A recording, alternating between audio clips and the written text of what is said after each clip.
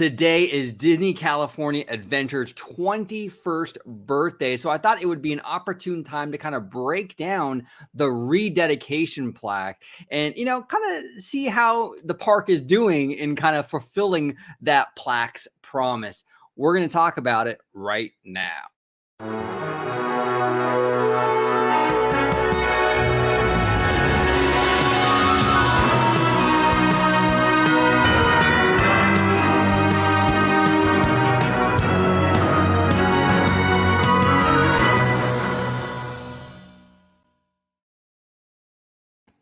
Hey everybody, welcome aboard to another episode of Orange Grove 55. I brought my great friend and collaborator and producer Dre on the channel again to talk a little shop, to talk a little DCA. How you doing today, Dre? Doing very well, thank you. When I was called to do this, I was like, you know what? This would be a really good topic. And as you astutely pointed out, right before showtime, it's like, hey, it's Disney California Adventure's 21st anniversary. Let's talk about it. And it's like, oh, this is perfect. This is great. So I'm really glad to be on. Thank you for having me. Yeah, absolutely. It's an absolute pleasure. Absolute pleasure. So let's break this down. Now we have both plaques. We have the 2001 dedication plaque from Michael Eisner. We have the rededication plaque from 2012. Should we do the original first? Would that be kind of the most? We should probably do the original first because I think it goes well into what the updated version was on June 15, 2020. I'm sorry, 2012. So this was the original dedication plaque, as you're seeing right here. This was Michael Eisner's park here. This was it. Obviously this is following some of the, the low points of the Disney company's history. The kind of failed opening of Disneyland Paris over there in France. You've had, Michael Eisner himself go under, quadruple bypass surgery, and, Frank Wells has died. So this brings us to this kind of new kind of era for, WDI, and what the intention was for this park across from the original Disneyland that opened in 55. So to all who believe in the power of dreams, welcome. Disney's California Adventure opens its golden gates to you. Here we pay tribute to the dreamers of the past, the native people, explorers, immigrants, aviators, entrepreneurs, and entertainers who built the Golden State. And we salute a new generation of dreamers who are creating the wonders of tomorrow from the silver screen to the computer screen. From the fertile farmlands to the far reaches of space, Disney's California Adventure celebrates the richness and diversity of California, its land, its people, its spirit, and above all, the dreams that it continues to inspire. So what do you think about that? It's fascinating, and it really kind of, the original dedication plaque is much more rooted, in my opinion, in it's much more rooted in the actual state and its history. It's like it said, the native people. It's a much more, in my opinion, a much more grounded approach to the park. A much more like kind of like what kind of almost like what Epcot does with the various like country pavilions. Sure. We're gonna kind of give you like a Cliff Notes version of the country, a little taste of Japan, a little taste of Norway. I kind of feel like they were kind of going that same route with California Adventure. We're going to give you a little world showcase kind of style pavilion, so to speak, of California. And that's kind of seems like the direction they were going with that plaque. What are your kind of feelings on that, Dre, and your take on that? I would say that's correct. I mean, this is a much more literal take on California. Yeah. As we'll experience with the 2012 rededication, that was far more generalized, I think, because of the direction the park was going. But at this time, I mean, Michael Eisner really believed in the California dream. He really believed in this kind of concept. You'll know that Disney attempted to open a park in Virginia, and he was really like super excited about that. Oh, tell the American story, tell the rich history of America itself, right? And obviously those plans didn't pan out, but a lot of that passion and love was imbued in this park, and he really wanted to showcase that in more ways than one. Sometimes they just copied straight ideas from that park and just plopped it into California Adventure with a little bit of California branding, and there you go. But I think a lot of, you know, Michael Eisner's excitement for this park came from like, I want to tell this California story. So we kind of see that here, with the native people, explorers, immigrants, aviators, entrepreneurs. I like the silver screen to the computer screen. That's a real, that's a real interesting one. Like, okay, all right, that's a little that would have been dated quite quickly. But it's kind of fascinating what they associated with this park, what the original intent was, and I think it was very on point with that opening dedication. We saw a lot of the original DCA attractions be consistent with this philosophy and this approach. Yeah, no, absolutely. DCA was very much a abbreviated version of the state. And that was kind of like the cool factor of it, but then it was also kind of like the Achilles heel. Because whenever you do something like that, where you're presenting to guests like an abbreviated or Cliff Notes version of the state, it's hard to compete with the actual state, because they're never going to be able to recreate a body of water that will compete with the real Pacific Ocean. Yeah. Golden Gate Bridge, same thing. You're never going to be able to recreate something like that that's going to be as awe-inspiring as the actual Golden Gate Bridge. So when you go into this park and you kind of have that expectation of like it being like a recreation, it falls short. And I think that was part of the problem with this kind of approach. In theory, on paper, and what they wanted to do with it was very, very cool. Yeah. I just think it's kind of impossible to sort of meet those expectations with the space that they had. With the space they had, especially with the budget that they had. I mean, they didn't have, there was a number that the Imagineers presented to Paul Pressler on what this park, what it would take to build this park. He cut it by a third, right? So it's like, obviously they had very little budget to do a lot of this stuff. I mean, to encompass California in a park, what might you think of when you think of that? I mean, there was just very little budget to do it. Like you said, Pacific Ocean, like you're never going to recreate that. I mean, unless you want to go like Tokyo Disney Seas, where it's like right on the edge of the ocean right there, and it looks out. It's like awesome, right? That was never a possibility in Anaheim. So, that's the kind of the big Achilles heel, like you said, OG. Like they took like a very literal interpretation of like modern day present California, and it's like doesn't quite work. I think the approach they took with Disney's Hollywood Studios, which is interesting because they eventually went in that direction in more ways than one, but with Disney's Hollywood Studios, its original kind of intent was like the Hollywood that never was but always will be. Right. Like the spirit of California that kind of always was, right? That always will be. That I think was a kind of a better take to go about it, and we see that with the 2012 redo. And that's a perfect segue. Let's actually bring up the 2012 rededication speech. And this was done by at the time CEO Bob Iger, and it says here, to all who come to this place of dreams, welcome. Disney California Adventure celebrates the spirit of optimism and the promise of endless opportunities, ignited by the imaginations of daring dreamers such as Walt Disney and those like him who forever changed and were forever changed by the Golden State.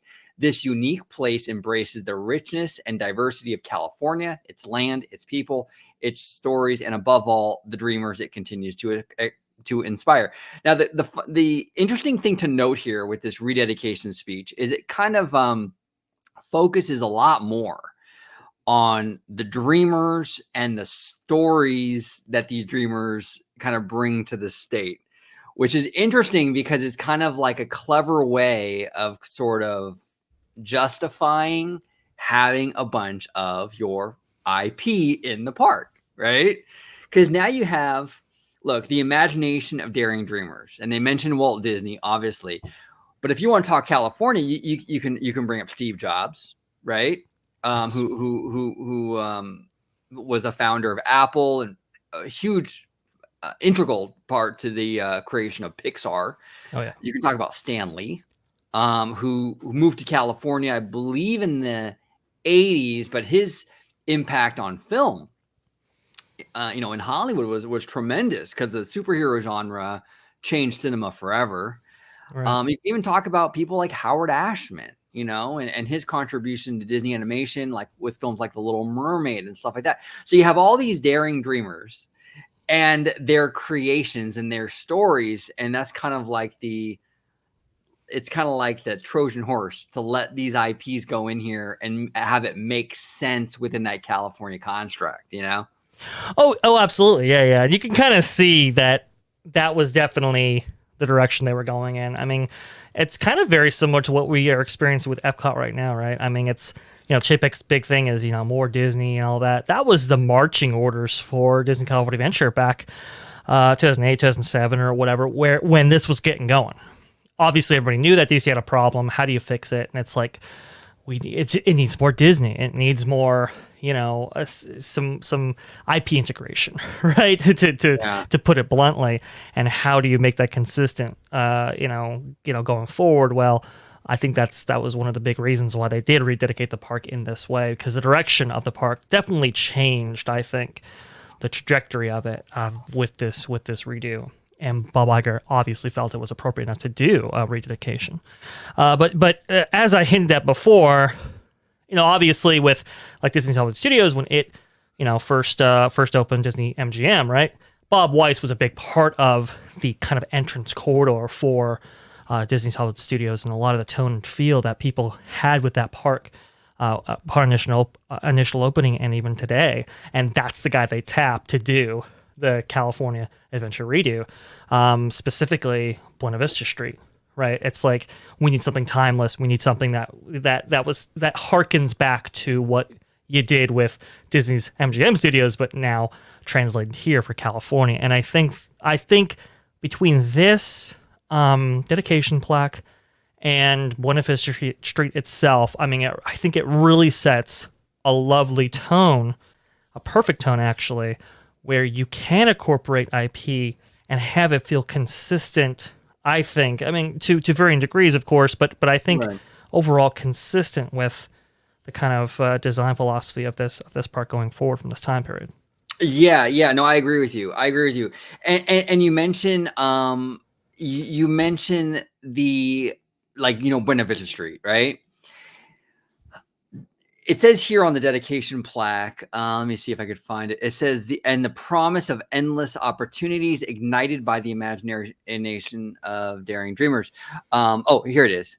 DCA celebrates the spirit of optimism and the promise of endless opportunity. Okay, so spirit of optimism and the promise of endless opportunities, that's really encapsulated perfectly with Buena Vista Street, because the whole backstory kind of behind the, Buena Vista Street was like Walt Disney's Los Angeles, where it's like, Walt Disney came to LA with a suitcase and a dream, right? Yeah, right. And, $40 in his pocket, and he comes to LA and does big things. And, that sets, like you said, it sets the tone really perfect for the rest of the park. This spirit of optimism, he's going to come to LA, he's going to make it big in Hollywood, the promise of endless opportunities. What can he accomplish, or what can you accomplish coming to Hollywood and doing this kind of thing? It really is clever. That's the one thing I really credit Disney for in terms of this, kind of remodel of DCA, is that they really did this clever juxtaposition of this kind of like infusing Disney, but doing it in a way that kind of makes sense still with California. And it was really, really brilliant, because sometimes Disney will sort of take IP and just throw them into lands or parks that doesn't really make a whole lot of sense. Yeah. But in this case, it does. It actually, at least with Buena Vista Street, it made perfect sense. It was so simple. It was such a simple idea, but it made so much sense. It was brilliant, really brilliant. Oh yeah. Oh, absolutely. I mean, I remember sitting in a panel about this, I think in 2011, at D23 Expo in Anaheim, across in the park, the very park they were working on and stuff. And it was a panel all about Buena Vista Street. We had no idea what it was actually going to be. A lot of those things were kept under wraps.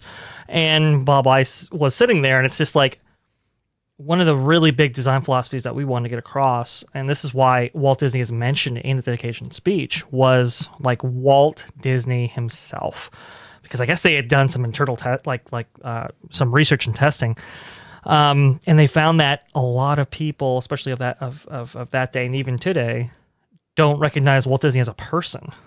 They only recognize the Disney brand.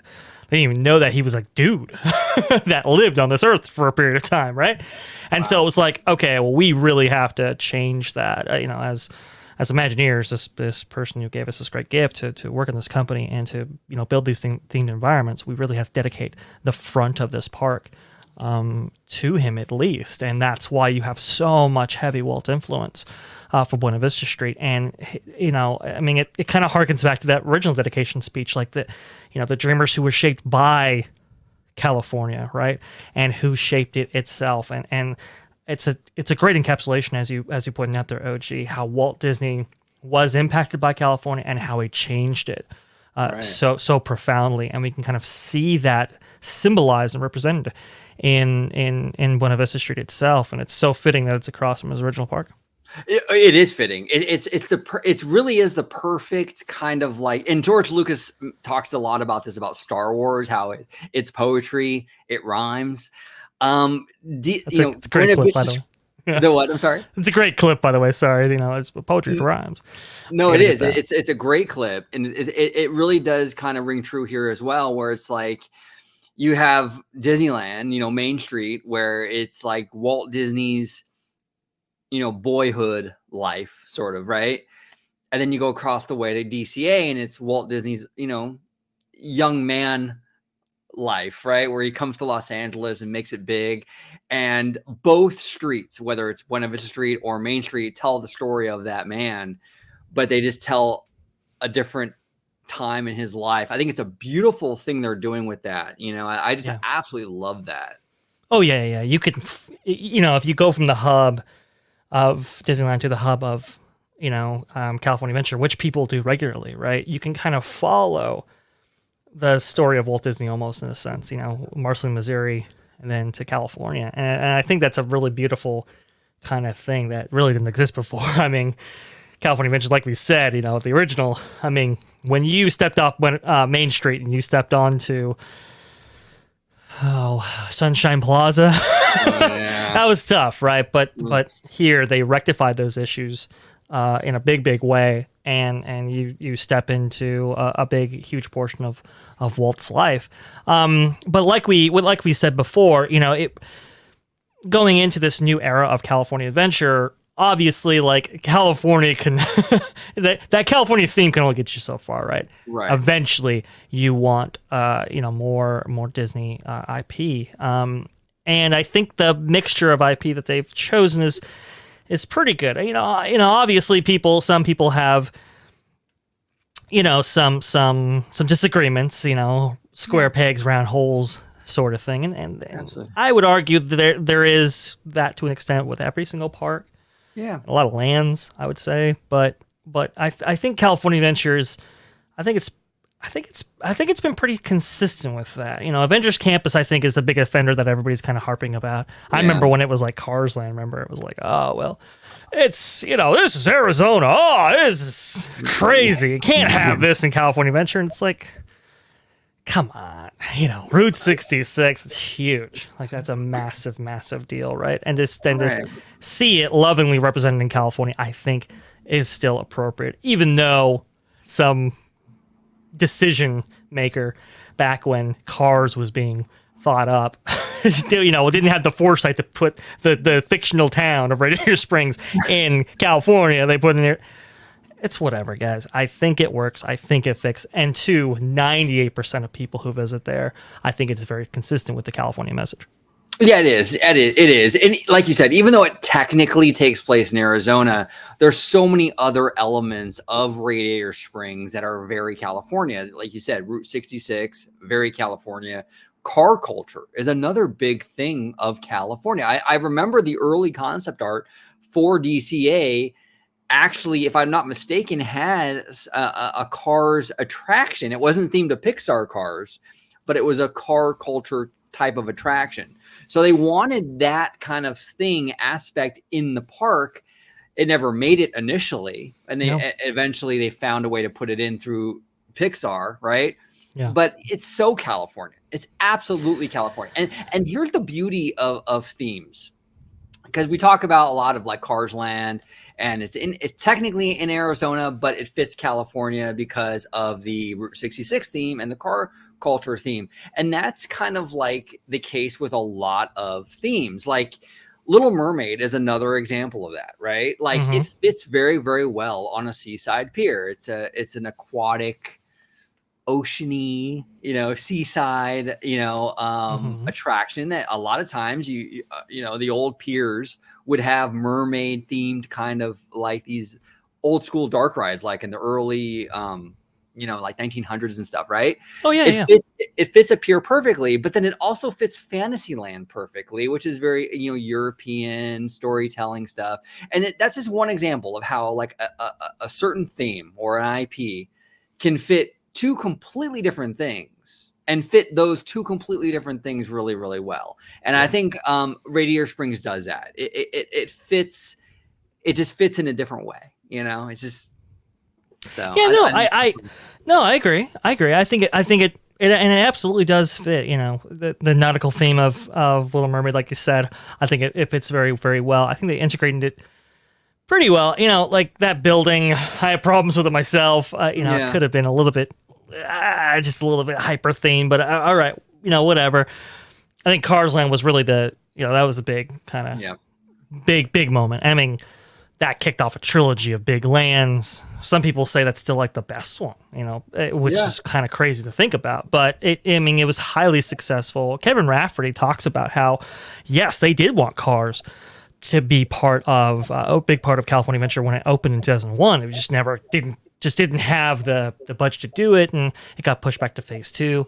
Those plans still kind of were evolving, and then John Lasseter brought in the company 2007, obviously with the big buy out of Pixar, and it's like Cars. That's what we got to do. We got to do Cars here, and it's like Kevin Rafferty's like, oh yeah, that's totally what we should be doing here. Yep. And they kind of joined forces on that to bring that to a reality, and it's quite stunning what they did with Cars Land, and it's still like the big draw to get you over there. Yeah. And it facilitated everything it needed to do in this big relaunch of Disney California Adventure. Like, it totally works. It provides a berm that Disney California Adventure never really had, right? It blocked out those power lines that you could see from that vantage point. It provided the big new e-ticket that DCA never really had. I mean, it did have Tower of Terror, it did have Soarin', but it just needed that kind of big wow moment. That kind of Pirates of the Caribbean, Indiana Jones, all that kind of attraction, and it definitely does now. And it still brings in the people, and now they're charging for Lightning Lane, so it's still like it's got some residual benefits from it. But yeah, Cars Land is sweet, and I think it is still consistent with that dedication speech. No, 100%, 100%. And I do also agree with you about the Little Mermaid building itself. I have a huge soft spot for the Little Mermaid film, just because I just love the fairy tales. And I think with Howard Ashman's work, and it holds a special place in my heart. And it saved the company, I think, in those, in that mid 80s kind of era. But I will agree with you. The building itself, while not terrible, there's a lot of blank walls, a lot of stucco, and like I would have loved to seen more like Disney. And look, I know Chapek is gonna like clench his pearls right now. I would have loved to see a little more Disney-y kind of like detailing in that building and really go all out with that. But they didn't, and it's good enough. But I would have liked, like you said, a little more detail. The bones are there. It just needed a little more extra. I know it did, like a little bit more. It didn't need much. Maybe some mural work, tile work. Like you said, a little less stucco, maybe a little bit more design. It just need, when I saw the scaffolding coming down and that was going to be the final look, I'm like, really? Like, that's going to be it? Oh, okay. And then it's like, okay, I can get this. I'm good. I'm fine. Then you see Little Mermaid open in Magic Kingdom shortly thereafter, and you're like, and you just see this beautiful exterior that it has. Now that is fitting with the story out there in Fantasyland and Magic Kingdom, right? But you just see it and you go, you couldn't do a little bit more. Like, it's just, you saved the gazebo. Like, I know. C'est la vie, these things happen. I know. No, you're right. You're right. There's some things where it's like DCA. It's like, it's weird. DCA's, I have such a thing for DCA because it's like one of those things where it's like Disneyland's like the perfect student. It's like the A+ student, right? Yes. It's like, oh man, that's boring, Mm-hmm. It's DCA who's like the C+ student who you're like rooting for. Like, oh man, come on, buddy. You can get that B-. Come on, you can do it. And it's like, that's why I'm so into DCA. It's like such an underdog story because there are so many things about this park, whether you talk about the Little Mermaid building, even the pier, where it's like, it's so close. You can taste it's like the greatness is like just right there. Just go a little further with it and you can achieve the greatness, but they just don't do it. It's very frustrating, It is, and a lot of gems, but yeah, and a lot of it annual pass holders is kind of interesting because I think day guests are, I don't know. I mean, it depends on what kind of guest you are. I mean, I remember even before DCA was redone, I remember a coworker of mine saying like, a coworker at the time saying, "Oh well, Disneyland, it's not, but that Disney California Adventure Park, that's pretty good." And I was like, "What are you talking about? Like, what?" But annual pass holders really grew a fondness to this park over the years, and they did a lot of things to kind of entice annual pass holder visitation. So people have some really fond memories of this park, surprisingly enough. And you want to see all the parks do well, but especially Disney California Adventure, being that, man, we only have two, right? We only have two parks. We have such limited space. You want to see every single square inch that's saturated as much as possible, right? And, I mean, like, Pixar Pier, I don't know, like, that's a tough one. There are things that Pixar Pier does well. There are things that Pixar Pier doesn't do well. Obviously, Avengers Campus has a lot of people up in arms. That's the Thanos-sized elephant in the room, right? It's got a lot of people like, is that really California though? Look, to the silver screen to the computer screen, right? Well, that covers Pixar and no, but and those, and what did they say? I have it here on my notes. The imagination of daring dreamers. So Stan Lee fits into that category, I guess. I think he would. And it's the imagination, right? It's the Imagineers, whatever they can come up with, they shove it into DCA. Right. Yeah. It's wild. It's absolutely wild. I wanted to kind of the last half of this video kind of talk a little bit about the future of the park, Sure. And this is all speculation. This is all like just our feelings about what's going to go on, going forward. But like, in your opinion, Dre, what's the future for this park? Like what areas do you feel are next on the list in terms of getting, redone or added or plus? What areas might be on the chopping block? Like, let's just say the next, 10 years. Right. Next 10 years. Well, I'm going to put Disneyland Forward to the side for right now. We'll just deal with the park as it exists today, right?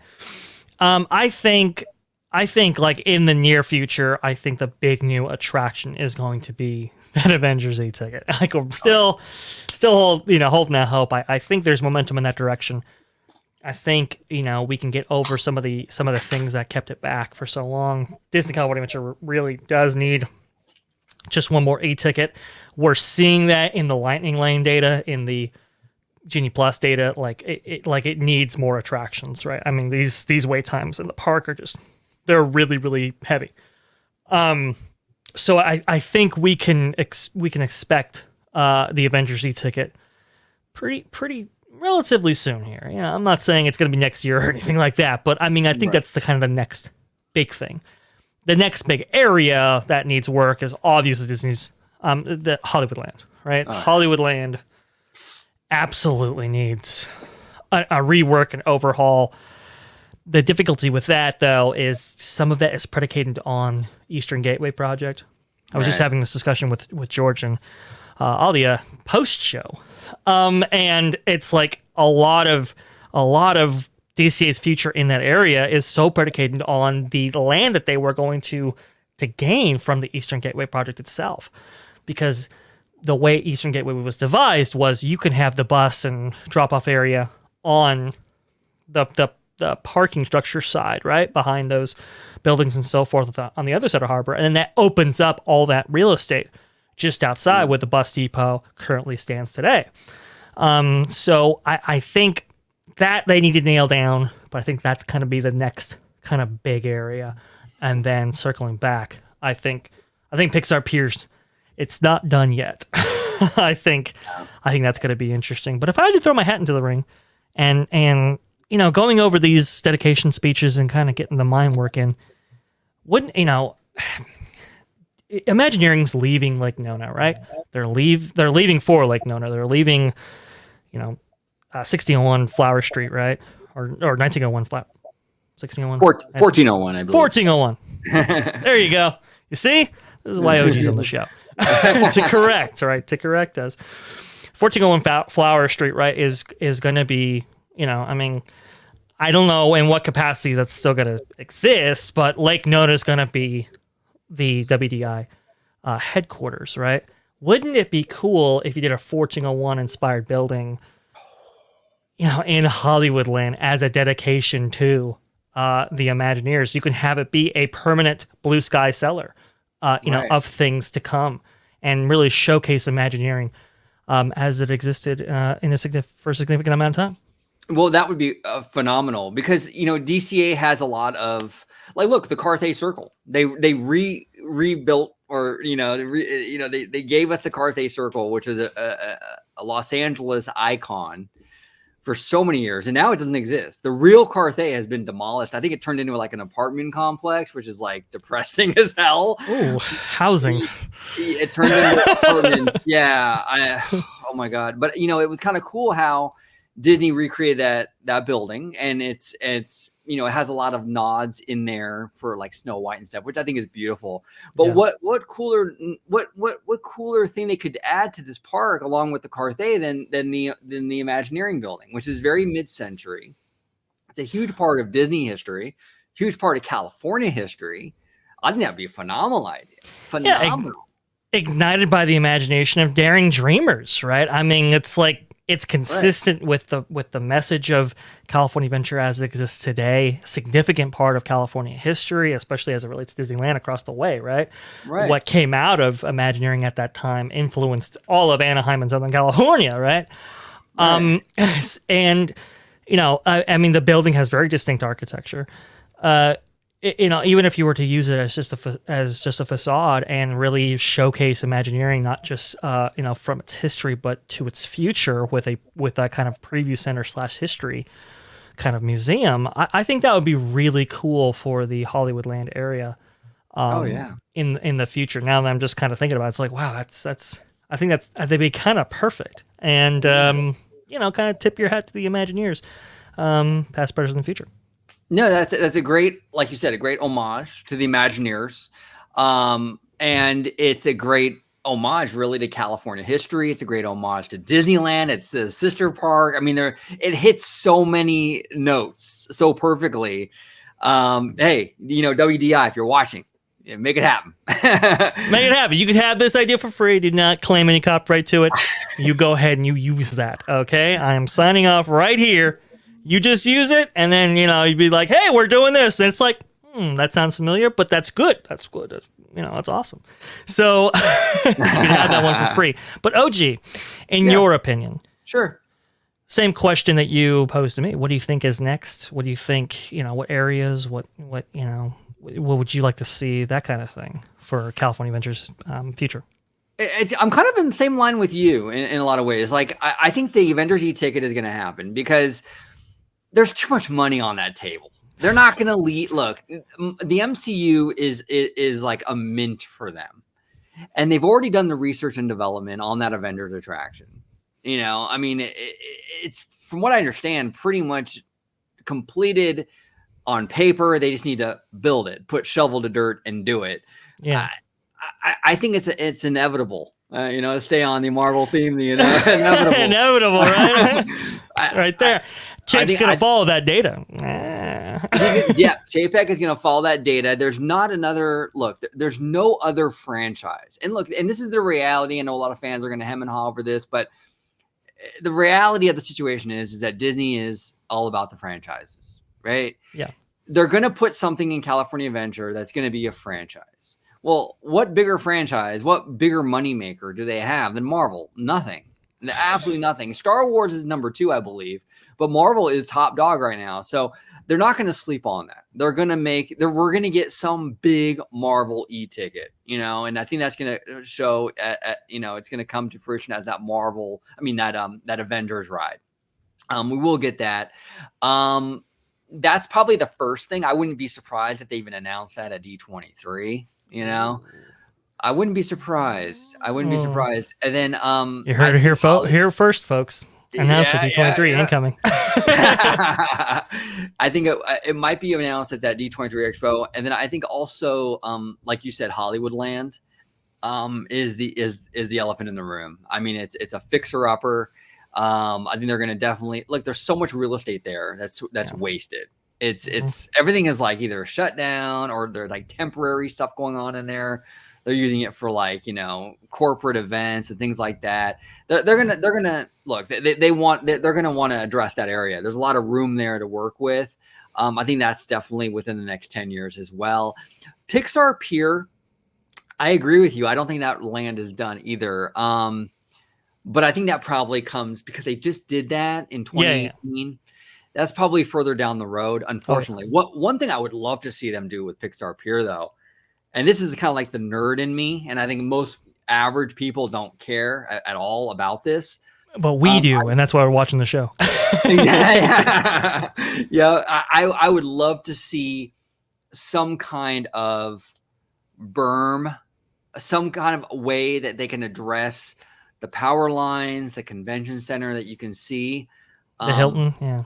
The Hilton, yeah, exactly. I wish they would do that. I wish they would build something up there to really kind of block that view, a real creative way to address that issue.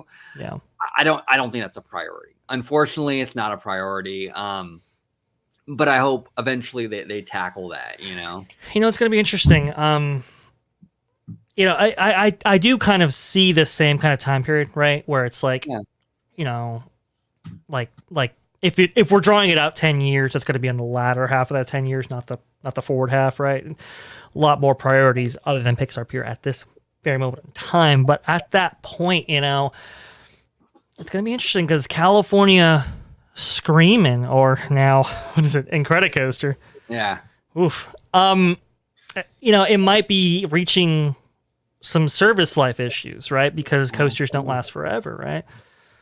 Is there a world in which California Screamin' is, or Incredicoaster, I should say, sorry, maybe overhauled at that point, at that moment, you know, at the time that needs to be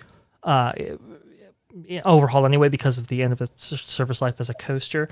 Could you then incorporate a berm into its kind of new design, or get rid of it entirely and do something else in that space? I think I wouldn't be surprised to see them go in that direction because, yeah, I mean, I think like the lack of berm in that area really holds it back, and it does need something substantive to kind of ground that area in a way that it's not right now. Like you go to California, Cars Land, and you just go, whoa, this is you know, really incredible. I think it needs that wow kind of moment, and I think you can do that with the back half of that land. You can keep the body of water, because I know that's a big thing with World of Color, and that drives the dining packages. Oh yeah, and Chapek loves that dining package money. he loves that money. So you can't get rid of that, and I don't want them to. I love World of Color, and I love the lagoon, whatever, but yeah, you have to address that back portion and the sightline issues. Look, I'm not like a huge coaster aficionado. I would be fine with them getting rid of that and creating a more fleshed out area around the lagoon. But I know a lot of fans, though, really, really love that coaster. It's a great coaster. So I don't know. Maybe enclose it in some rock work and give it a different theme. I don't know. But I wish they would address that. That's the one last area of DCA with sightline issues, major sightline issues. They've kind of addressed the other ones through like Cars Land, and even just the natural progression of more buildings being built in the park. You just naturally start to block things out. But Pixar Pier is still the one area of the park that is still pretty glaring, Right, and I think by that time we would have a better sense. The company would have a better sense of Disneyland Forward and the future when it comes to that. So any investment in that area would probably incorporate designs for Disneyland Forward for that kind of expansion plot. If Disneyland Forward's approved in like the Symbol lot and what happens to the Paradise Pier Hotel and stuff like that, all those things can be addressed potentially all at once.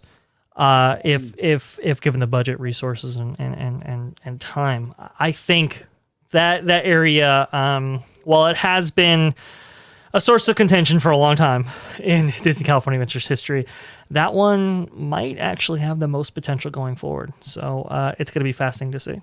That's true. That's very, very true. And then one thing before we close it out, one of the interesting aspects, and I know we can't get married to the concepts of Disneyland Forward because, again, it's very much a vagueness to kind of sell the idea to the city. But still, interesting nonetheless was that they actually, the concept for the Tron coaster coming here, which I would have thought would be a given for Tomorrowland. If they're gonna put it anywhere and rework it and figure it out, I would have thought they would have sold that for Disneyland. Sure, but it was in the DCA portion of that sales pitch, which was odd to me. Now, look, they could tie it in. I mean, Silicon Valley, is a huge part of California. You can totally tie that into this California, based on what we talked about earlier with the mission statement, the plaque, the dreamers. You have Steve Jobs, Silicon Valley, all that. You can easily tie that around Tron. Oh, yeah. I just found that very interesting that they decided to put that into the DCA part. It was weird to me. Yeah, that is a really kind of interesting thing. But hey, look, what happens in Incredicoaster? Hey, if we had to trade a coaster for I mean, I think a lot of people would make that trade, right? So, yeah. And from what I understand, Tron is huge, it's a massive, massive thing. Well, sightlines might be an issue when it comes to that building and so forth. But if it's all the way over on the Symbol portion, all kind of creeping the corner back there, maybe it doesn't, disturb the surrounding area in a way that maybe it does in Magic Kingdom or it would in Disneyland. So I think you can make it work, and I think it might potentially even work better there. So we'll just have to see, though. It's a very interesting thing. Yeah. Fascinating. Well, thank you, Dre. I do appreciate you coming on, talking some DCA with me, kind of breaking down the dedication plaque, talking some DCA future. If you can let everybody home know where they can find you on social media. Hey, best place to find me is at Vash Scott. It's right down there. You can see it right there. And best place to see me is going to be on Orange 55 at Freshly Squeezed, your source for juice, news, and info, squeezed fresh right from the Grove. So that's where you can find me. Yes, sir. Well, thank you for coming on, and thank you guys for watching. If you have it's DCA's 21st birthday. Comment down below with your favorite DCA memories. What do you think about the future of DCA? Do you think that the park has lived up to the mission statement, to the dedication plaque? What are your thoughts? I would love to hear from you guys. Thank you all so much for watching. And as always, have a wonderful, wonderful day.